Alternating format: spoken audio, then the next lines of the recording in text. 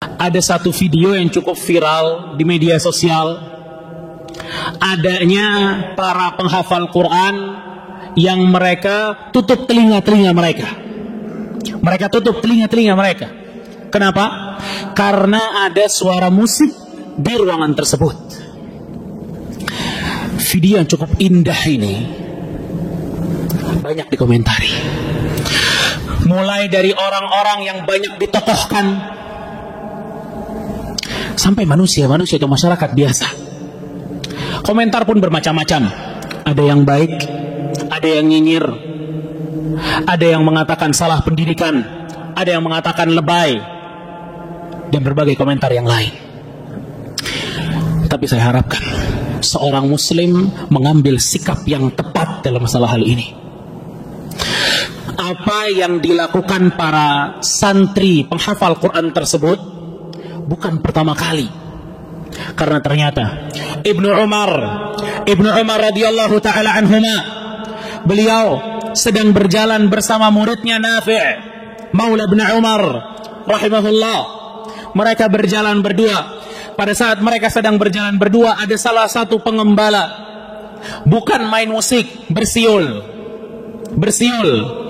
Ibnu Umar tutup telinganya sambil berjalan dan bertanya kepada Nafi', "Hal sami'ta syai'an?" Masih ada suaranya? Sampai menjauh dari suara tersebut. Lalu Ibnu Umar membuka telinganya lalu mengatakan, "Laqad ra'aitu Rasulullah sallallahu alaihi wasallam." Saya sudah pernah lihat Rasul sallallahu alaihi wasallam mendengar hal seperti itu dan melakukan hal seperti ini. Ditutup kupingnya. Jadi para santri itu bukan muslim pertama yang kayak gitu, bukan. Justru para sahabat mereka yang pertama seperti itu. Bahkan kata Ibnu Umar, Rasul pernah kayak gitu. Ikhwatah, kata Al-Imam Al-Khattabi rahimahullahu ta'ala, bahwa yang didengar itu hanya siulan saja, bukan musik. Lalu bagaimana dengan musik? Bagaimana dengan alat musik yang dimainkan? Itu memang sikap seorang muslim, gak dengar musik. Di dalam Al-Quran terdapat 5 ayat yang mengharamkan musik. Di dalam hadis ada 14 hadis sahih yang mengharamkan musik. Di perkataan para sahabat ada 20 perkataan sahabat yang mengharamkan musik. Dan di antara ijma' kesepakatan para ulama ada 30 kesepakatan para ulama yang mengharamkan musik. Perlu basa-basi lagi masalah musik.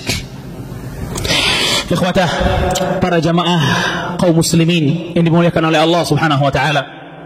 Di dalam surat Luqman ayat ke-6, Allah Subhanahu wa taala berfirman, "Wa minan nas man yashtari lahwal hadits liyudilla an sabilillah bighairi ilmin wa yattakhidhaha huzwa ulaika lahum 'adzabun muhin."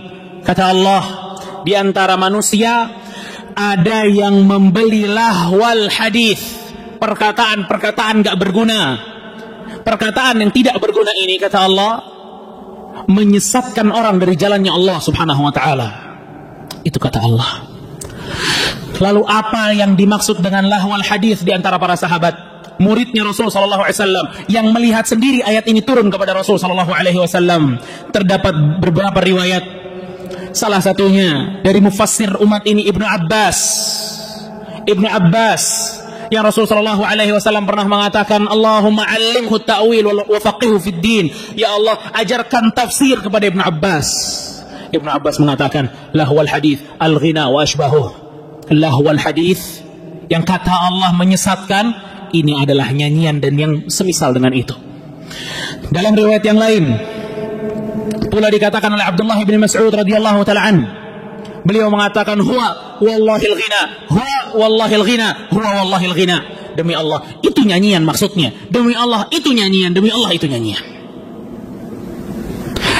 Dan di berbagai macam ayat demi ayat yang Allah Subhanahu wa ta'ala haramkan musik. Seperti surat An-Najm di ayat ke-61, surat Qasas ayat 55, surat Al-Furqan ayat 72, dan berbagai ayat yang lain.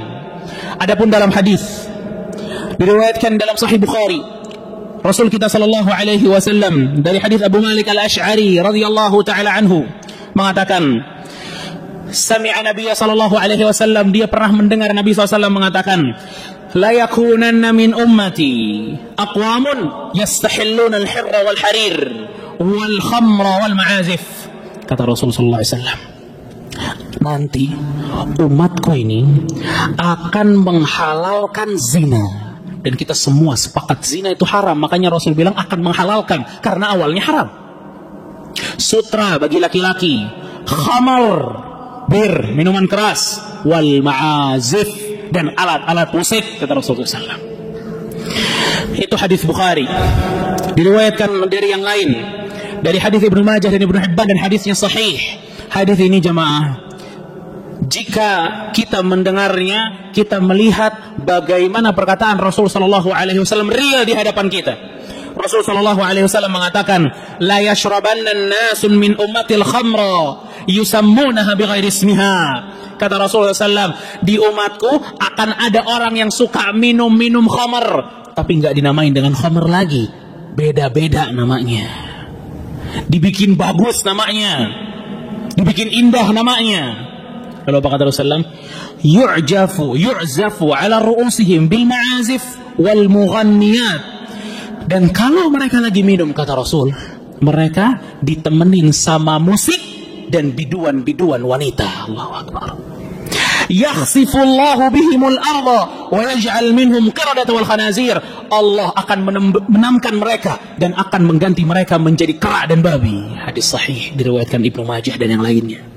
Ikhwatan, ancaman Rasulullah SAW untuk musik itu gak asing di antara para sahabat. Para sahabat itu bukan cuma satu yang ngebawain hadis tentang musik. Banyak dari para sahabat membawakan hadis tentang haramnya musik. Ada Imran ibn Husain, ada Abu Hurairah radhiyallahu ta'ala anhu, ada Abu Umamah, ada Ibnu Abbas, ada Qais bin Sa'ad, ada Sa'id bin Yazid, ada Anas bin Malik, ada Abdurrahman bin Auf, dan Amr bin Sa'ad.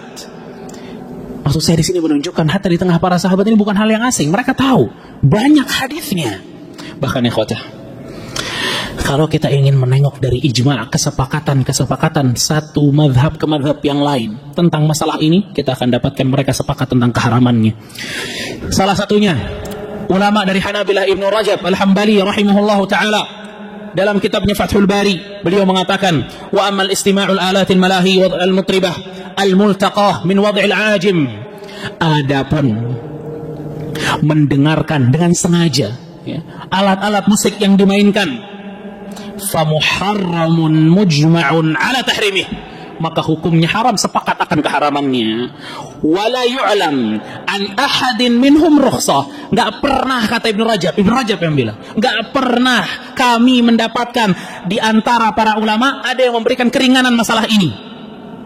Wa man nuqila rukhsatan, siapa yang bilang ada keringanan kok dalam masalah musik, faqad kadzaba wa iftara, maka dia telah berbohong dan menipu. Allahu Akbar. Allahu Akbar.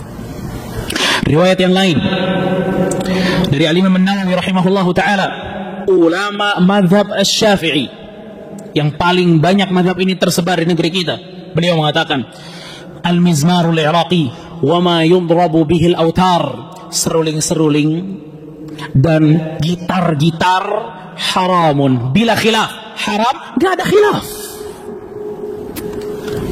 Al-Imam Ibnu Qudamah rahimahullahu ta'ala, beliau mengatakan, wa ama alatul lahwi kat-tumbur wal mizmar wa syabbabah, adapun alat-alat musik, fala qat'a fi, maka kalau ada orang menurut hukum fikih mencuri, maka tidak ada hukuman potong tangan. Kenapa? Alasannya yang bisa kita ambil jadi pelajaran, alatun lil ma'siyati bil ijma', karena alat musik tersebut adalah alat bermaksiat, dan ini kesepakatan para ulama. Allahu Akbar.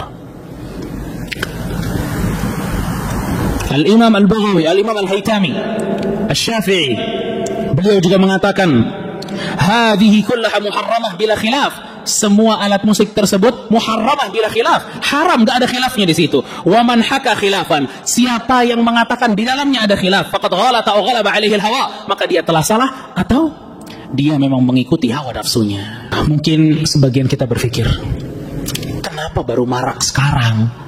Katanya musik haram dalam Islam, kenapa baru sekarang? Dulu kemana? Kita nggak ada yang tahu musik itu haram dari dulu. Ikhwatah,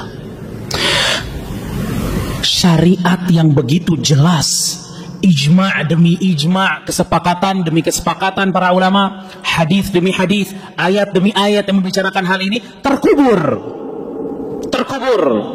Salah satu sebabnya adalah karena banyak dari orang-orang mengambil ahli fatwa yang salah, yang serampangan dalam fatwa, nggak ada ketelitian, nggak ada keilmiahan yang dalam, dan ini sangat berbahaya untuk umat. Padahal dulu Al-Imam Malik rahimahullahu ta'ala, beliau sampai mengatakan, saya nggak pernah berani jawab pertanyaan, saya nggak pernah berani mengeluarkan fatwa sampai ada 70 ulama di Madinah yang memberikan rekomendasi dan izin untuk saya bahwa saya pantas berfatwa. Sekarang yang nggak pernah khatam Quran bicara tentang agama Allah, yang gak pernah hafal satu hadis bicara tentang agama Allah, yang gak pernah buka buku fikih bicara tentang agama Allah, bicara tentang halal dan haram. Padahal kalau disuruh bicara ekonomi gak berani, disuruh bicara covid gak berani, disuruh bicara kesehatan gak berani, disuruh bicara agama berani. Anda berhadapan dengan Rabbul Alamin. Ini syariat Allah, bukan punya kita. Ini punya Allah syariat ini. Kita hanya mengikuti apa yang Allah subhanahu wa ta'ala perintahkan kepada kita. Makanya ikhwata barakallahu fikum, Rasul sallallahu alaihi wasallam pernah memberikan satu hadis kepada kita. Kata Rasul sallallahu alaihi wasallam, ittakhadhan nas ru'usan juhala. Nanti di akhir-akhir zaman banyak masyarakat itu mengambil juhal, orang-orang yang enggak punya kapabilitas menjadi tokoh-tokoh agama. Yang ditanya, yang diminta fatwa, apa kata Rasulullah SAW? Fasu'ilu fa'aftau. Mereka ditanya, mereka kasih fatwa halal. Mereka ditanya, mereka kasih fatwa boleh. Mereka ditanya, semua boleh, semua halal. Fasu'ilu fa'adallu adallu. Mereka sesat orangnya dan menyesatkan masyarakat yang lain. Fala haula wala quwata illa billah. Karenanya ikhwata fiddin azakumullah, tidak perlu asing dengan hal ini. Karena hal ini, kalau kita ingin melihat kitab-kitab para ulama, maka kita dapatkan hal ini dijelaskan dengan cukup gamblang oleh para ulama.